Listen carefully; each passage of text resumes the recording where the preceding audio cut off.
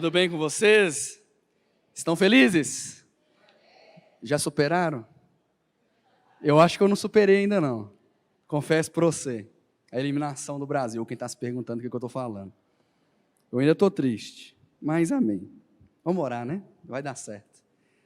Quem sabe daqui 4 anos. Glória a Deus, que bom estar aqui com vocês mais uma vez. E eu te convido a abrir a sua Bíblia no livro de 1 Coríntios, capítulo 16. É o último capítulo dessa carta de Paulo. Nós estamos num momento muito importante, um momento crucial. Dezembro é uma virada de ciclo, né? A gente começa a olhar para trás, olhar para o que aconteceu em 2022, analisar, reavaliar, ver aquelas metas que nós batemos, aquelas que não, né? E a gente já começa também a projetar um novo ano. A gente começa a sonhar com um novo tempo. A gente já começa a levantar novas ideias, novos projetos. Talvez você já fez aí seu caderninho aí para 2023, todos os planos, os projetos que você quer executar. E esse é o momento de avaliarmos realmente. Porém, é interessante entender que nós, filhos de Deus, não definimos a nossa vida, ou sonhamos, ou criamos nossos projetos com base naquilo que a gente quer somente, com base naquilo que a gente acha que é certo ou errado. Toda a nossa vida, ela deve ser guiada a partir da palavra do Senhor. Todo o nosso coração, o nosso desejo, a nossa forma de pensar, nossa forma de agir, deve ser guiada pelo Espírito Santo. Deve ser guiada pelos princípios que norteiam a palavra de Deus. E é por isso que eu queria trazer hoje, para nós refletirmos, alguns conselhos que Paulo dá, nesses versículos que nós vamos ler. São 5 conselhos, e que eu acho que podem nos servir como base para todo o seu novo ano de 2023. Também é uma análise de como foi o seu 2022, ou de como tem sido toda a sua vida até aqui. Mas principalmente para começar a projetar algo novo, a projetar uma nova história. Eu creio que os momentos de pregação, os momentos que nós estamos aqui ouvindo a palavra, são momentos também da gente ir tomando decisões. E eu te aconselho até você fazer anotações e ter um rascunho aí, nem que for no celular mesmo, para que você vá tomando as suas decisões. E que ao final dessa mensagem você apresente todas elas ao Senhor e que amanhã você já comece a colocar em prática. Porque se você não coloca em prática, não adianta. Foi só algo bonito que você ouviu, entrou no ouvido, saiu no outro, não serviu de nada. Por isso, guarde o que nós vamos falar aqui, anote, tome as suas decisões e eu tenho certeza que Deus vai falar com você. Amém? Vamos ler 1 Coríntios capítulo 16. Nós vamos ler os versículos 13 e 14. Está escrito assim: fiquem alertas, permaneçam firmes na fé, mostrem coragem, sejam fortes, façam todas as coisas com amor. Fiquem alertas, permaneçam firmes na fé, mostrem coragem, sejam fortes, façam todas as coisas em amor. Vamos orar? Senhor, muito obrigado pela oportunidade de estarmos aqui. Obrigado, Senhor, porque o Senhor reservou esse tempo para falar conosco. O Senhor reservou esse tempo, Deus, para ajustar o nosso coração, ajustar o nosso foco, endireitar os nossos passos. Nós te agradecemos, Pai, porque isso é bondade do Senhor. Peço que o Senhor venha ministrar em nossos corações. Peço que o Senhor venha mudar coisas que estão arraigadas no nosso coração. Abale as nossas estruturas, Senhor. Refaça tudo de novo. Mas que seja tudo para a Tua glória, que seja tudo para a Tua honra. Em nome de Jesus, Pai, que a gente não saia daqui da mesma forma que a gente entrou. Para o louvor do Teu santo nome, Jesus, que nós oramos. Amém. Amém. Esse contexto, o contexto da carta de Paulo aqui, da carta de 1 Coríntios, é um contexto que Paulo está escrevendo tratando de vários aspectos. Ele fala de muitos temas, porém os estudiosos vão dizer que, acima de tudo, há um tema central dentro dessa carta. E esse tema central, ele é uma preocupação de Paulo, é uma preocupação que ele tem acima de outras coisas. Você sabe muito bem que essa igreja, ela estava dividida. É uma igreja onde os poderosos ali daquele contexto, eles eram arrogantes, eles eram prepotentes, eles não estavam unidos. Havia no contexto também dessa igreja muitos problemas de pecado. E Paulo vai tratar muitos pecados dessa igreja de Corinto. Mas tem algo que é superior, tem algo que se sobressai, que é o desejo de Paulo, de que eles abandonassem toda distração, para que se focassem em expandir o reino de Deus, edificando a fé dos mais fracos e levando o evangelho àqueles que não conheciam. Paulo amava aquela igreja, Paulo tinha uma compaixão por aquele povo, mas doía o coração dele observar como eles andavam distraídos. Estavam distraídos com seu orgulho, com si mesmos, com seus pecados. E isso é terrível, porque talvez você também se encontre assim. Talvez você, ao olhar para o seu ano de 2022, você vê que, pela maior parte do tempo, você andou distraído. Você andou focado só em você mesmo. Talvez você andou focado em coisas carnais, em coisas que não agradam ao Senhor, e não se comprometeu de fato com aquilo que é mais precioso para nós, que é o nosso propósito de vida, que é conhecer ao Senhor e torná-lo conhecido, reconciliando as pessoas a Deus, através do poderoso nome de Jesus Cristo. Esse é o nosso propósito, essa é a missão de Deus na terra, e eu e você fazemos parte dessa missão. Esse é o nosso propósito. Por mais que cumprimos esse propósito em funções diferentes, uns como pastores, outros como médicos, como advogados, exercemos funções diferentes do mesmo propósito, reconciliar as pessoas a Cristo. Mas talvez você, ao observar como foi o seu ano de 2022, talvez você não tenha na sua frente um ano que você pode dizer, eu honrei ao Senhor. Não tem problema você chegar agora e perceber isso, porque agora é o momento de uma virada. Um novo ciclo se inicia. O pastor Juan disse aqui do novo ciclo do domingo, e ele gosta muito dos marcos, a virada de ano, eu também gosto muito, um aniversário, por isso eu fiz 30 anos esse ano, eu fiquei meio em crise. Falei assim, meu Deus, eu estou ficando velho. Eu fico com dó de quem me conhece desde criança, né?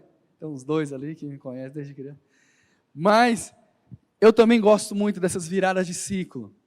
Mas não por empolgação, não por uma motivação fria, mas porque realmente são marcos importantes, e eu espero que esse mês de dezembro possa ser um marco na sua vida, de uma virada de chave, para a honra e glória de Jesus Cristo. Esse é o momento de você já traçar suas metas para o ano que vem. É o momento de você reunir a sua família e sonhar um 2023 diferente. Sonhar novos projetos. Mas que esses sonhos sejam permeados pela palavra do Senhor, sejam embasados pela palavra do Senhor. Porque, como disse o pastor Juan aqui na oração, nós somos filhos de Deus. E um filho de Deus não vive de qualquer jeito. Um filho não vive de qualquer jeito. Um filho vive sabendo o pai que tem. Devemos ajustar o nosso coração. E é por isso que, ao fim dessa carta, Paulo deixa 5 conselhos. 5 conselhos que eu tomo como 5 princípios. E eu, quando eu estava lendo nos meus dias de devocional em cima desse texto, eu achei muito interessante o fato deles estarem assim, organizadinhos. E são meio que versículos, se você for olhar, eles estão meio soltos aqui no contexto, no capítulo. Mas são importantíssimos se você pegar e aplicar na sua vida e colocar em prática. E eu te desafio a isso. O primeiro conselho que Paulo dá aqui é: fiquem alertas, fiquem vigilantes. Existe uma diferença em viver e sobreviver. Sobreviver é diferente de viver. Você, talvez, creio que sim, tem vivido os seus dias. E eu creio que você tem vivido em abundância, tem vivido dias de paz, por mais que existam lutas, mas tem vivido dias seguros. Agora tem algo diferente que chama sobreviver. Sobreviver não é a mesma coisa que viver. Sobreviver é se eu pegar você aqui agora, colocar num helicóptero, ir para o meio da selva amazônica e te soltar lá sozinho, te dar um canivete e falar: se vira. Isso é sobreviver. É outro estado de alerta. É outra forma de andar. É outra forma de observar o que está à sua volta. Porque se você encostar numa árvore, pode ter um bicho ali que tem um veneno e já era. Deus não quer que nós vivamos uma vida de sobrevivência. O que Ele tem para nós é uma vida de abundância, de alegria, de paz, de contentamento no teu espírito. Porém, Paulo vai nos dizer: fiquem alertas, fiquem vigilantes, não se distraiam. Eu gosto do conceito do sobrevivencialismo. Não é sobreviver, são sobrevivencialistas. O que é isso? É coisa de gente meio surtada, acho que não é coisa muito normal não. É aquele povo que está de boa, está ok, beleza, mas ele tem ali uma mochila de primeiros socorros, com umas comidas ali, qualquer coisa, se acontecer uma catástrofe, ele pega aquela mochila e foge, sabe? Eu fico vendo uns vídeos na internet de vez em quando, não faz muito sentido não, mas enfim, é legal, eu acho interessante, e eu acho que é o que explica o que Paulo está querendo dizer. Você não vai deixar de desfrutar da paz que o Senhor tem te dado, da vida de abundância que o Senhor tem te dado, mas fique alerta. Esteja preparado, esteja pronto, esteja atento. Mas por que nós precisamos viver assim? Como está escrito em 1 João 5,19, nós sabemos que nós somos de Deus, mas o mundo jaz no maligno. O mundo é dominado pelo maligno. E é por isso que nós não podemos nos distrair.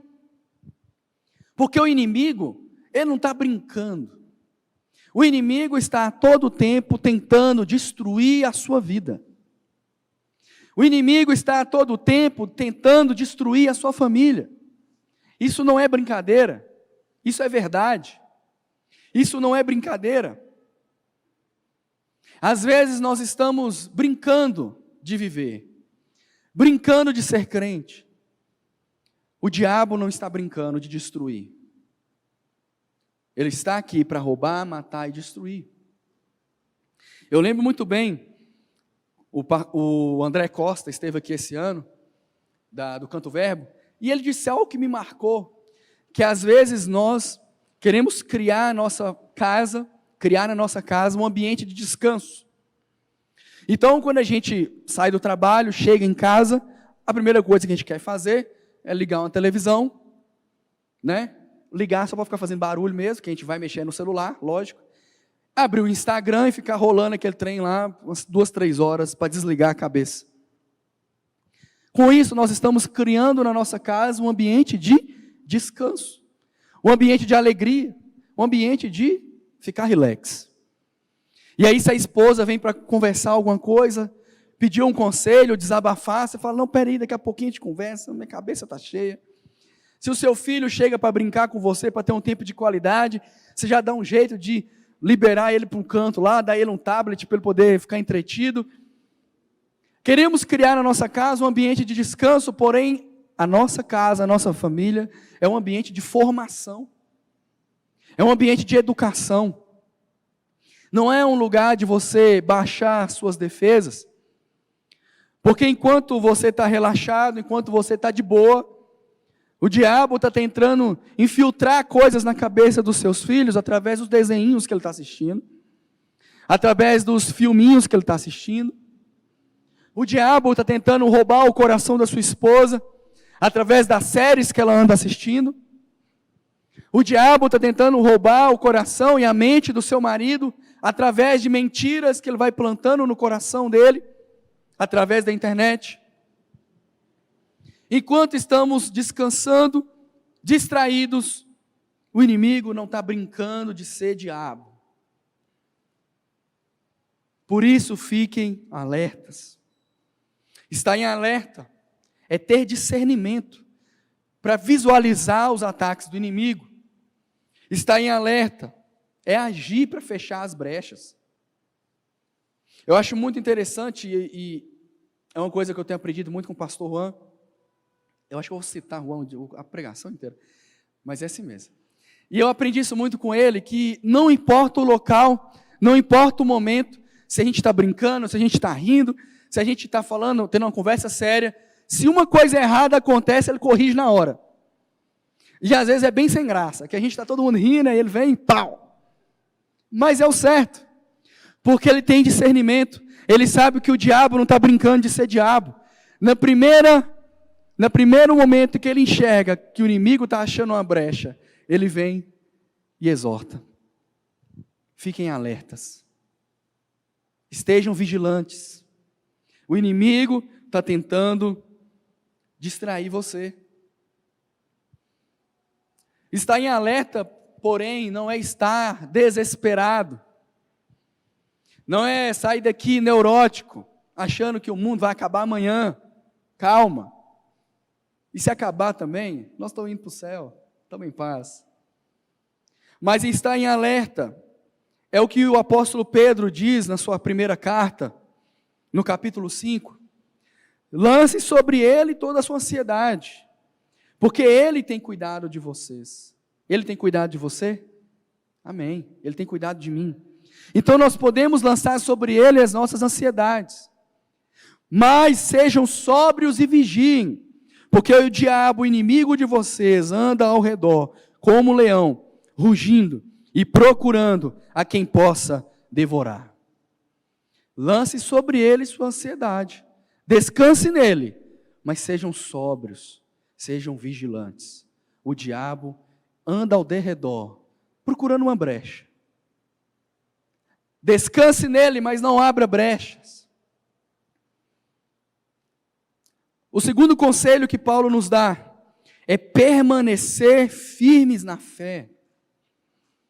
Nós temos falado aqui por diversas vezes, fé não é acreditar, mas fé é conhecer ao Senhor. E diante disso, o quanto você tem se dedicado a conhecer ao Senhor? Para permanecer firme na nossa fé, nós precisamos conhecê-lo. O quanto você tem conhecido ao Senhor? O quanto você tem se dedicado a isso? O quanto você tem orado? E a oração é um diálogo, a oração é uma conversa. É oração, não é só petição. Às vezes as nossas orações viraram momentos de petição. Nós não temos diálogo. Nós não sabemos conversar com o Senhor. Nós só sabemos pedir. Isso reflete falta, de intimidade com Deus. Reflete falta de intimidade com Deus. É a mesma coisa quando se você chegar aqui agora, num irmão que você não conhece, você vai fazer 3 perguntas, depois vai ficar aquele silêncio constrangedor. Aquele negócio que você fica assim, agora, o que eu faço? Onde é que eu ponho a mão? Para onde eu olho? É a mesma coisa, não tem intimidade. Mas com quem você conhece, você não precisa planejar o que conversar. Você só chega perto e estamos aqui. O quanto você tem se dedicado ao jejum? O quanto você tem jejuado? Muitos deixam de jejuar achando que isso é coisa de judeu, é coisa do Velho Testamento. Deixa eu te falar, Jesus disse, quando vocês jejuarem, façam assim. Ou seja, ele esperava que você jejuasse. Ele esperava que você se dedicasse ao jejum. Quando forem jejuar, façam assim. Ou seja, não precisa falar para fazer, você já sabe o que tem que fazer. Jejuar é abrir mão daquilo que talvez é mais precioso para você naquele momento. Abrir mão e falar: Senhor, eu escolho o Senhor. Eu ouvi certa vez um pastor que jejuar é escolher a morte. Na verdade, é escolher a morte. Porque você deixa de comer, você começa a morrer em prol de conhecer mais ao Senhor. É dizer, o Senhor é mais importante do que a própria vida. Mas o quanto você tem se dedicado a esse sacrifício, o quanto você tem se dedicado a meditar na palavra do Senhor. É assim que nós o conhecemos, é assim que nós ouvimos a sua voz. O quanto você tem se dedicado a isso. Eu não sei se você já parou para pensar assim, mas nem Salomão, em toda a sua glória, teve em suas mãos o privilégio disso aqui. Nem Moisés, a Bíblia fala que não houve em Israel um outro homem como Moisés, nem Moisés teve isso aqui em suas mãos. Nem Paulo, talvez, teve acesso a todos os escritos de uma só vez. Poder carregar no celular em mais de 10 versões, em línguas diferentes. É um privilégio. Mas o quanto você tem se dedicado a meditar na palavra do Senhor, a conhecer a palavra do Senhor, permanecer firme na fé, conhecer ao Senhor. O quanto você tem se dedicado a participar dos cultos. E participar do culto, irmão, não é só vir aqui bater ponto. Aqui não é um clube social. Aqui não é um evento. Culto não é evento. Culto é a igreja, é o povo de Deus reunido para adorar o nome dEle. O quanto você tem se dedicado na adoração. O quanto você tem se dedicado na hora do louvor. O quanto você tem se concentrado na hora da palavra. E eu não estou falando isso só porque é eu que estou falando, mas nos outros dias também. O quanto nós temos buscado conhecer ao Senhor. De 24 horas do nosso dia, o quanto temos dedicado para conhecer ao Senhor. Eu acho que se a gente for fazer uma pesquisa, talvez o resultado seria vergonhoso. De quanto tempo do nosso dia nós dedicamos para conhecer ao Senhor? Será que tem algo mais importante do que isso? Fortalecer a nossa fé, permanecer firme na nossa fé, também diz respeito à fé que nós cremos, diz respeito ao que nós professamos, ao que nós declaramos, diz respeito à nossa doutrina, ao que nós cremos. 1 Pedro vai dizer que nós devemos estar sempre preparados para explicar, para falar da razão da nossa fé, a razão da nossa esperança. Você está preparado para explicar o porquê que você crê que Cristo ressuscitou dos mortos? O porquê que você crê que Ele voltará? O porquê que você crê nos 10 mandamentos? O porquê que você crê que deve se batizar? O porquê que nós participamos da ceia do Senhor? O que nós fazemos aqui todos os domingos? Você está pronto para explicar a sua fé? Se no seu contexto de trabalho, por exemplo, alguém começar a zombar da sua fé, zombar da palavra do Senhor, distorcer a palavra do Senhor, você está pronto, está preparado para se posicionar e dizer o que realmente a palavra diz?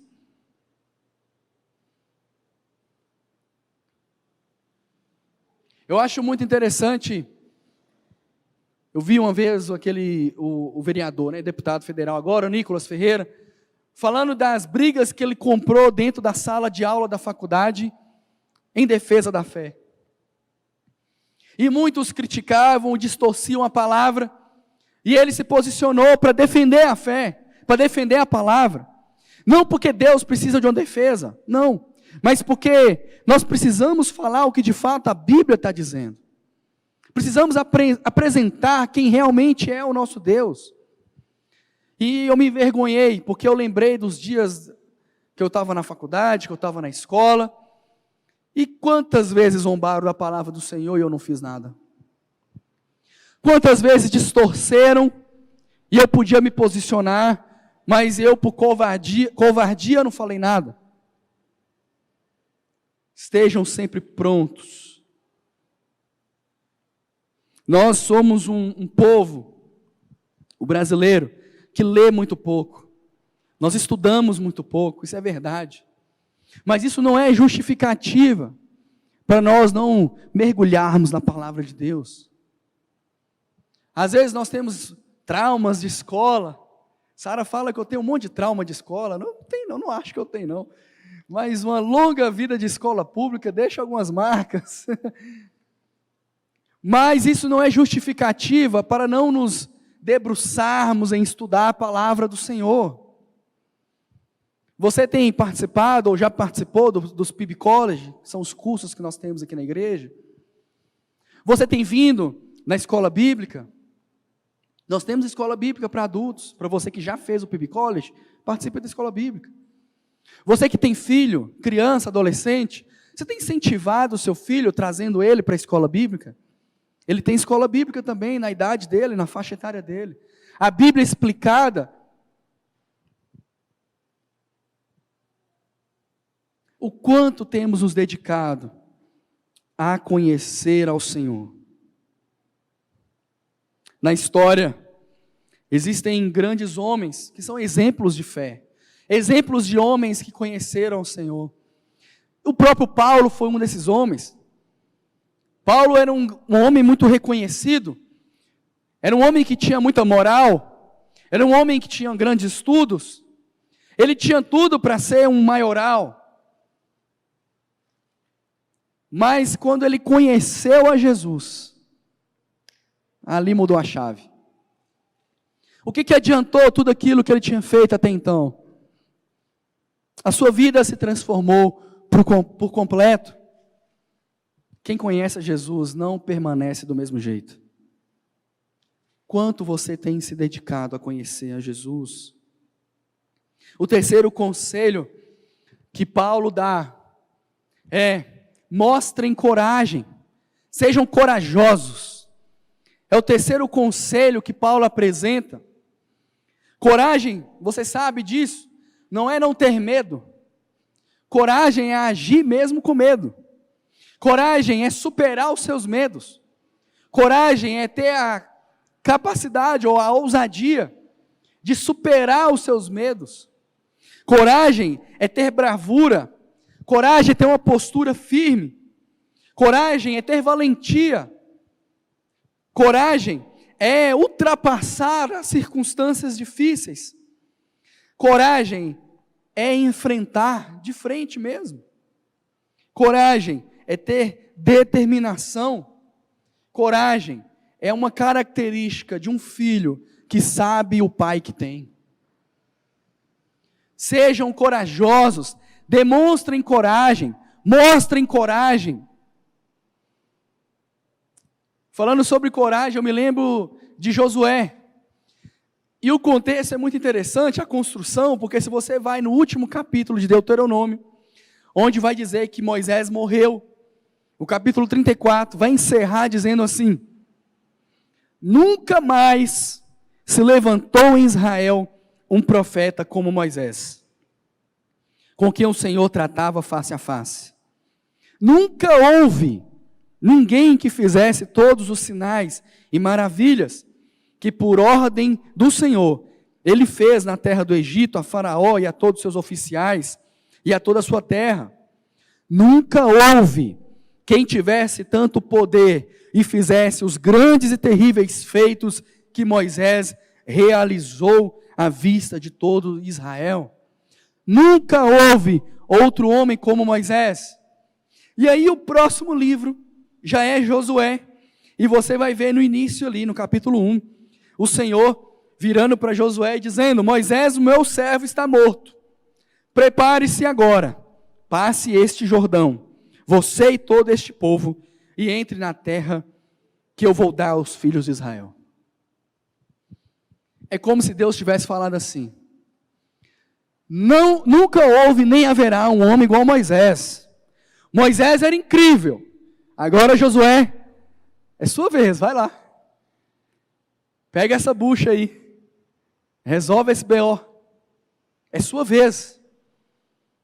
Imagina se fosse você no lugar de Josué, sendo o substituto de Moisés. Eu acho que se Juan virar para mim e falar assim: Augusto, eu vou tirar um ano sabático, vou deixar a igreja na sua mão, resolve tudo aí. Eu vou falar com ele: irmão, me leva também. Eu não vou dar conta não. Ou eu vou dizer: chama o Samuel, dá para ele, deixa ele tomar conta, que não é para mim não. Imagina você sendo o substituto de Moisés. Eu acho que é por causa disso que Deus fala tantas vezes com Josué no capítulo 1, tenha coragem, tenha coragem, tenha coragem.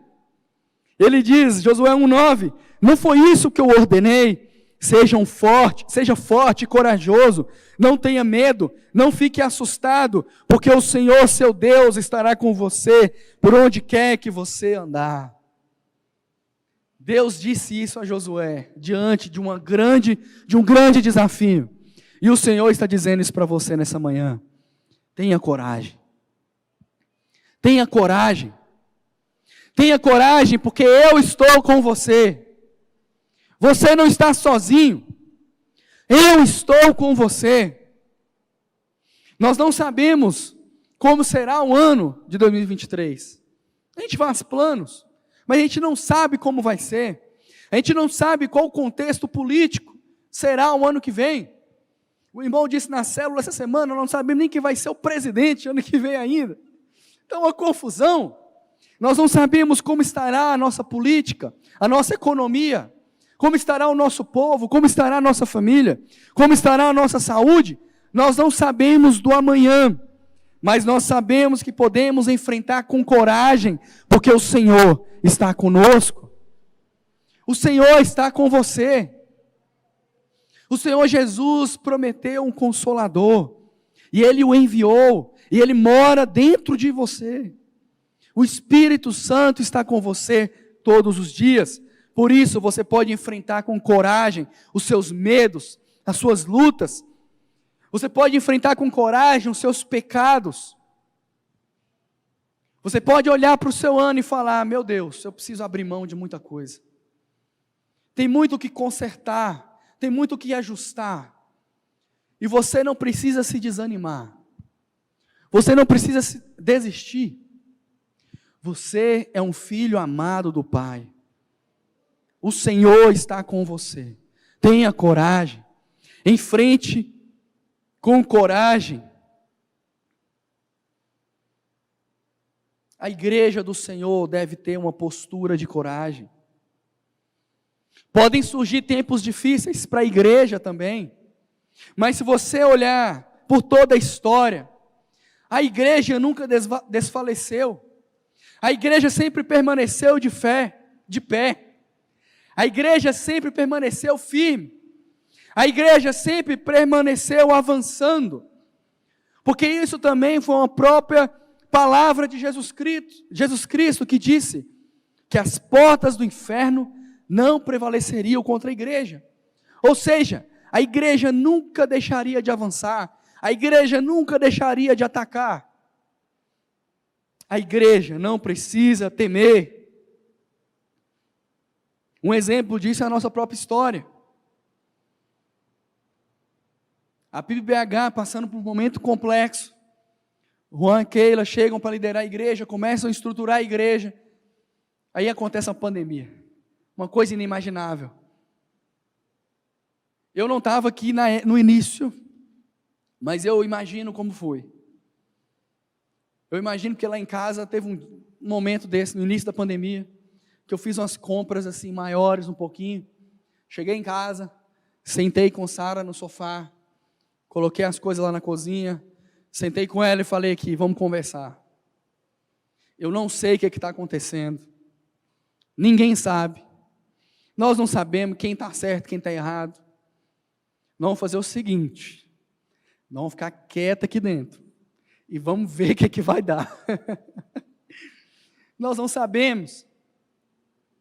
Mas o Senhor fez muito mais do que a gente poderia imaginar. E você está aqui hoje, olha que bênção. Nós temos feito muitas coisas aqui na igreja, e a gente fica falando o tempo inteiro, uau, se a gente pegar uma foto de 2018 e uma foto de 2022, é outra igreja. É outra igreja.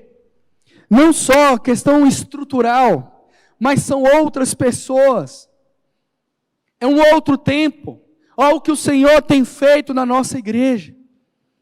Nós podemos permanecer firmes na nossa fé, agindo com coragem. Ao olharem para nós, as pessoas têm que ver postura de uma pessoa que tem coragem. O Senhor está conosco. O Senhor está conosco, não precisamos temer. O quarto conselho que Paulo dá é um conselho muito importante.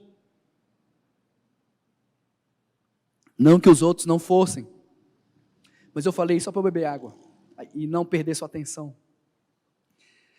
Sejam fortes, é o quarto conselho que Paulo dá. Sejam fortes. Eu acho muito interessante a palavra nos dizer isso. Seja forte. Do que Paulo está dizendo? Ser forte em qual sentido? E eu entendo que nós devemos ser fortes na nossa integralidade, no nosso todo. Nós temos que ser fortes no nosso espírito. Nós temos que ser fortes emocionalmente. Nós temos que ser fortes fisicamente. Nós somos corpo, alma e espírito. Precisamos nos fortalecer em todos os âmbitos da nossa vida, em todas as áreas da nossa vida. E estas são áreas que somente você pode cuidar na sua vida. A sua esposa não consegue fortalecer o seu espiritual. A sua esposa não consegue se alimentar de forma saudável por você. Os seus filhos não vão conseguir se estruturar emocionalmente por você. Ninguém vai conseguir fazer isso por você. Só você pode se fortalecer espiritualmente, emocionalmente, fisicamente. Só você pode fazer isso. Você é responsável por quem você é. E numa breve análise, você vai saber se você está indo bem ou não. É muito fácil a gente identificar se estamos em dia, tanto emocionalmente, quanto espiritualmente, quanto fisicamente. Não dá para a gente cuidar de uma parte da nossa vida. Nós temos que nos fortalecer por inteiro. Espiritualmente, eu penso, quantos de nós não possuímos nenhuma autoridade espiritual? Eu fico imaginando e eu vejo que alguns de nós são como aqueles judeus de Atos 19, que eles queriam expulsar demônios em nome de Deus, em nome de Jesus, e eles chegaram para pessoas que estavam possuídas de espíritos malignos e disseram: saia em nome de Jesus, aquele que Paulo prega. É muito interessante. E aí o espírito maligno vira para aquelas pessoas e diz: eu sei quem é Jesus, eu sei quem é Paulo, mas quem é você? Quem é você?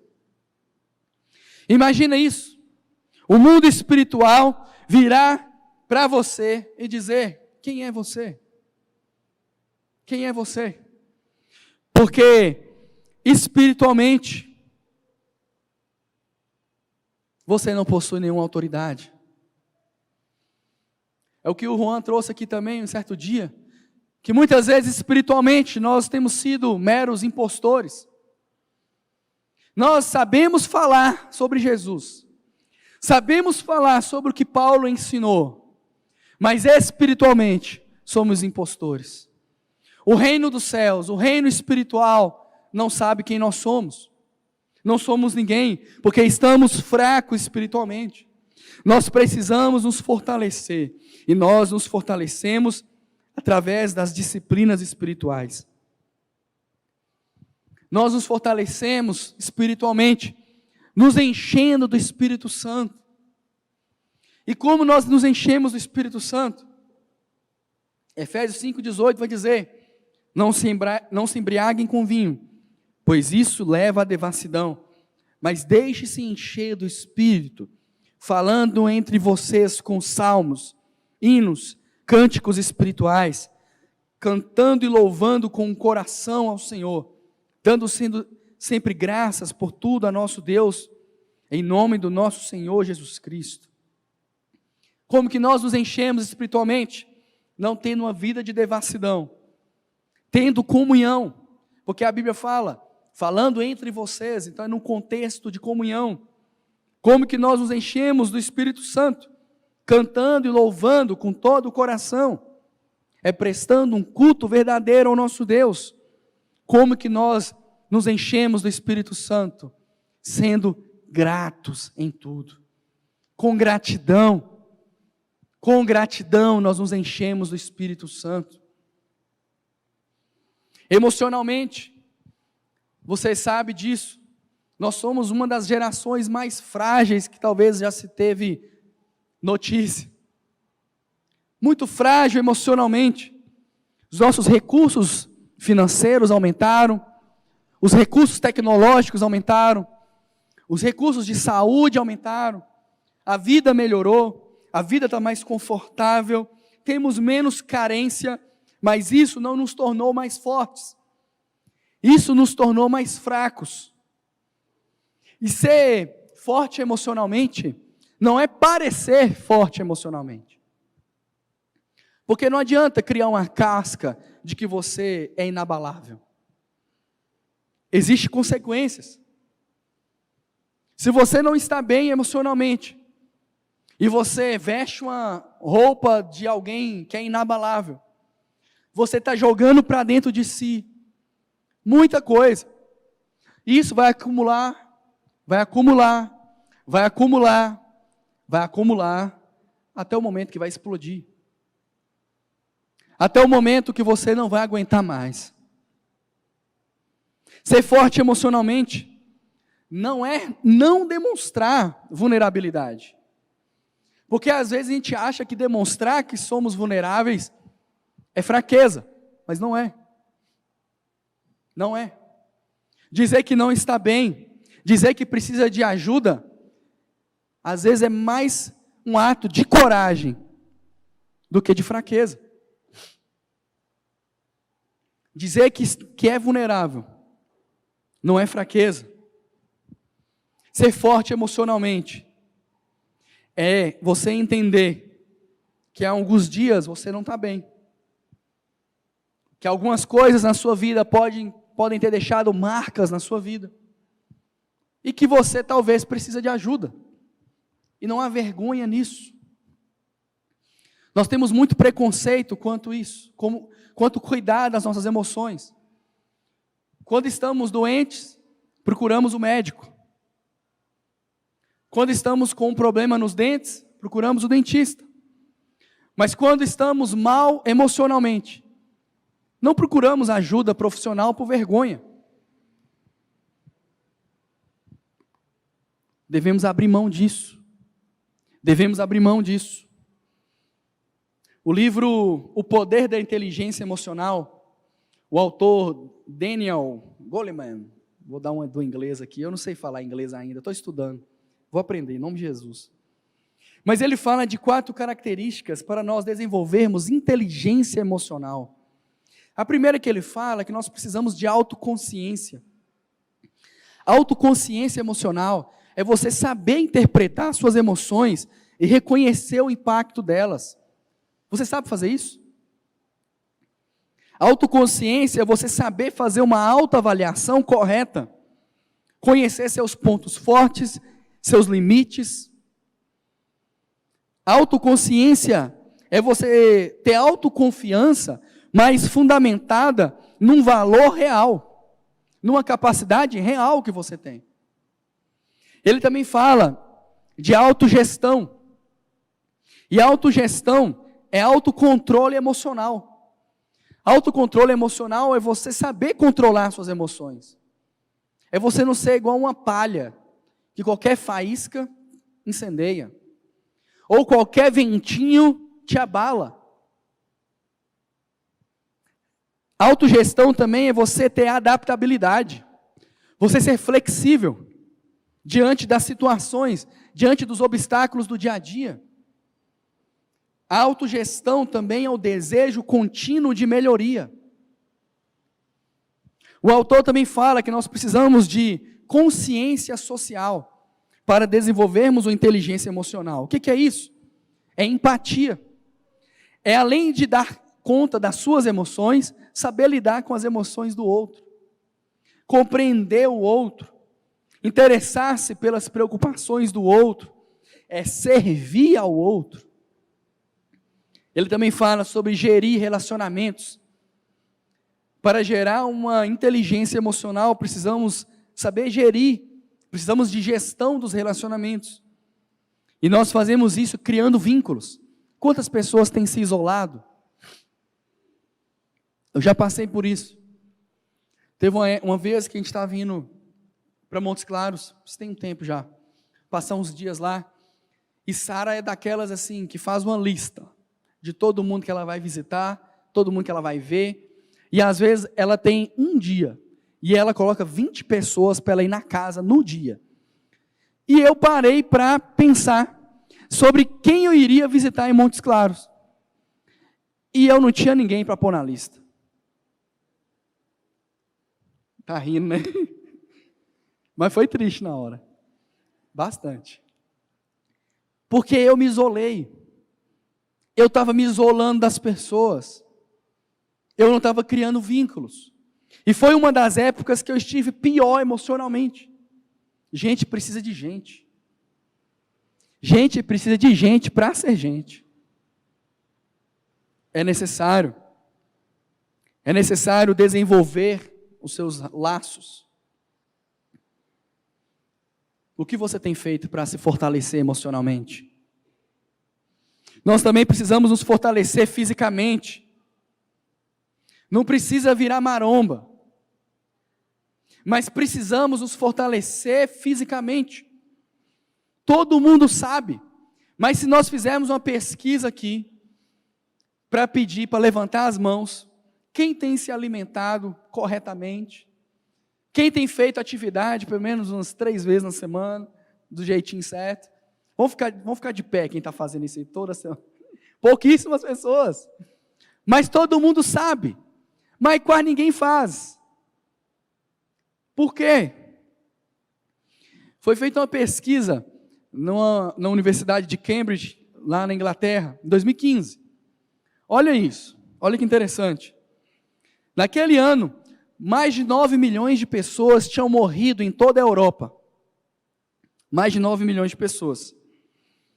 Dessas 9 milhões, cerca de 300 mil pessoas tinham morrido de obesidade. 300 mil pessoas morreram de obesidade. Agora, não se assustem. O dobro morreu por sedentarismo. Às vezes você é magrinho, bonitinho, você acha que está tudo bem não fazer uma atividade física. Não vai nessa, não. A questão não é estética, é saúde. Precisamos nos fortalecer fisicamente. Por que nós precisamos nos fortalecer fisicamente? Porque você é doente, você não consegue trabalhar, você não consegue cuidar da sua família, você não consegue falar de Jesus para ninguém, você não consegue servir na igreja, você não consegue frequentar uma célula. Se você não tem saúde, você não consegue fazer quase nada. Deus tem algo precioso para a sua vida. Não a interrompa precocemente. Deus te deu um presente, que é o corpo que você tem. Cuide dele. Cuide bem dele. Isso é um presente do Senhor. Para encerrar, o 5º conselho que Paulo nos dá é que nós devemos fazer todas as coisas com amor. Façam todas as coisas com amor. Amor não é um sentimento. Amor não é uma emoção. Amor é uma decisão. Amor é uma atitude. Mas amor também não é qualquer coisa que as pessoas dizem por aí. Quem define para nós o que de fato é amor é o próprio Jesus Cristo. E ele define isso em João 13, quando ele diz: um novo mandamento eu vos dou, amem uns aos outros, assim como eu vos amei. Qual era o novo mandamento que Jesus estava dando? Não era amar uns aos outros. Esse mandamento já existia, desde Levítico. Já existia esse pensamento de uma dedicação uns aos outros. O novo mandamento é o padrão. Então nós podemos pegar como padrão de amor a vida de Jesus. O que Jesus fez por você. O que Jesus fez por mim.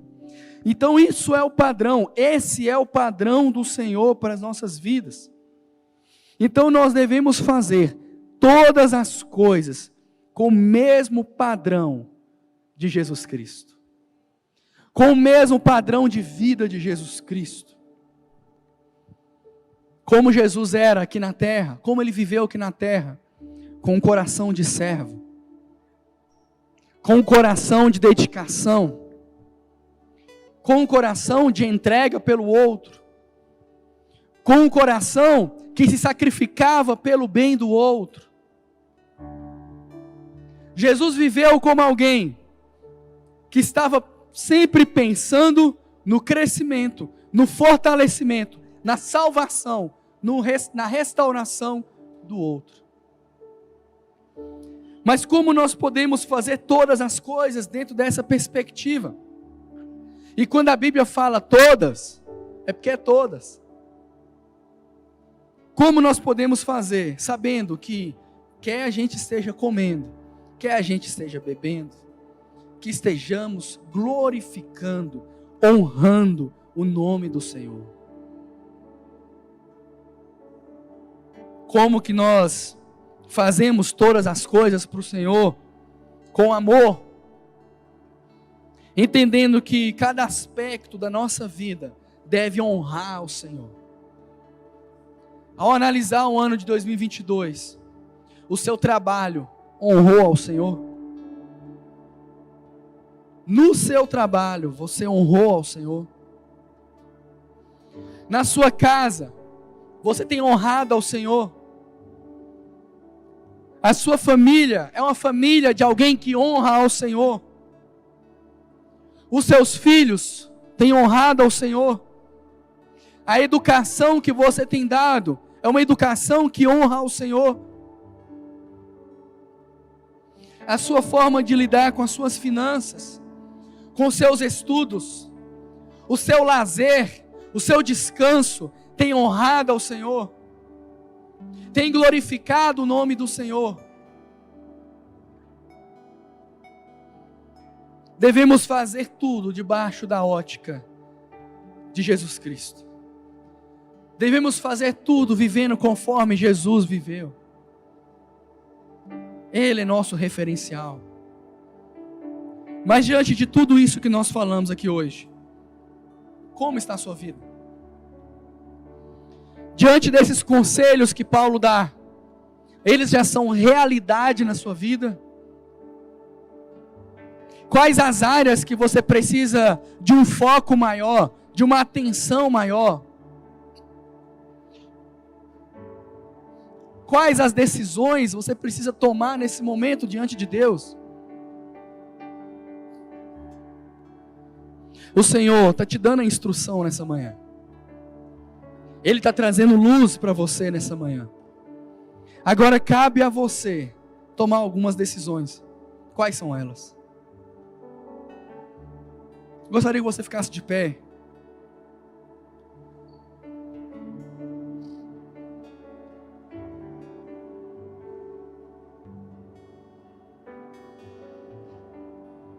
Fale com o Senhor nesse momento. Ele está usando o apóstolo Paulo para nos dizer: fiquem alertas, permaneçam firmes na fé, mostrem coragem, Sejam fortes, façam todas as coisas com amor. Quais são as decisões que você está tomando diante do Senhor nesse momento? Quais são as reparações que você precisa fazer com o Senhor nesse momento? Quais são as áreas que você precisa de uma atenção especial nesse momento?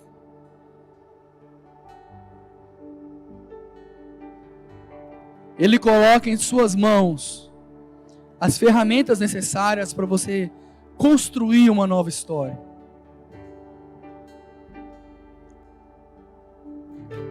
Esse é um tempo de virada. É um tempo de virada de ciclo. E você tem a oportunidade de tomar algumas decisões. Por isso, diga ao Senhor: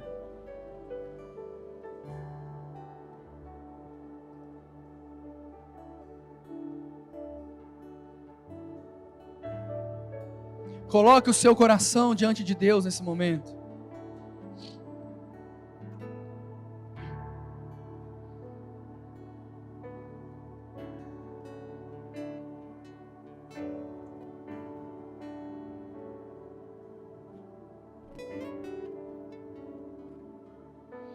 Senhor, nós louvamos o Teu nome e Te agradecemos, Pai, pela instrução que vem do Senhor. Te agradecemos porque o Senhor não tem nos deixado ao léu. O Senhor tem conduzido as nossas vidas.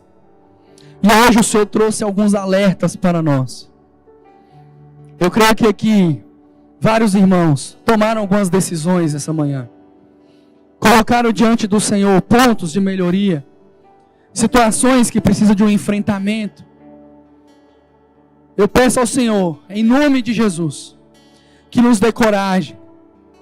Eu peço ao Senhor, em nome de Jesus, que nos dê força.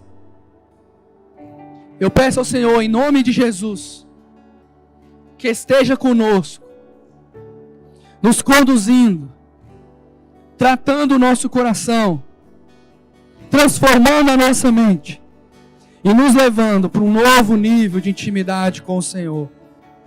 Em nome de Jesus, Pai, nós te agradecemos. Amém.